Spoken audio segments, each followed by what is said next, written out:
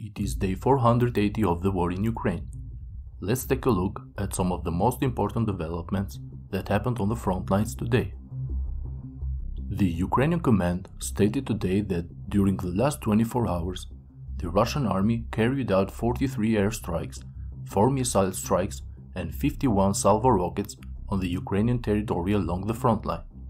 The Ukrainian command also reported that at least 26 combat clashes were recorded in the areas of Bakhmut, Marinka and Avdiivka. On the front line between Svatove and Kremina, it seems that the Ukrainian troops have resumed their activity. According to Russian sources, some armed groups of the 100th Territorial Defense Brigade have tested the positions of the Russian troops in the area south of Dibrova and Kremina.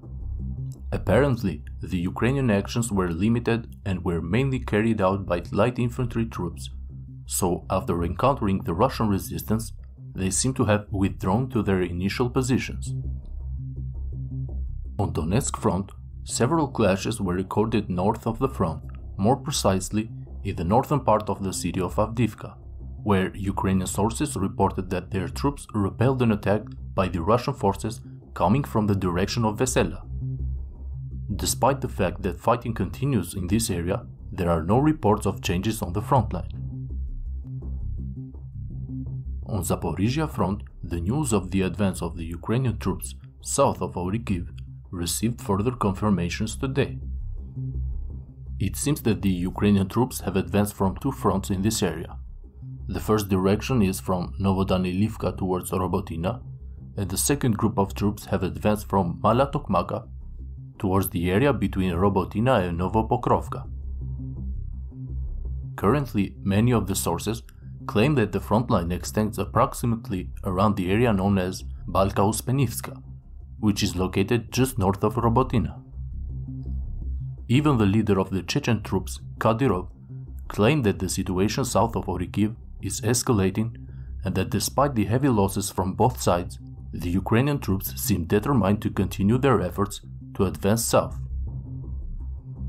Further west of this front, Ukrainian sources announced that the Russian forces have abandoned their positions in the village of Pyatikatki and that the Ukrainian troops are advancing to take control of the area.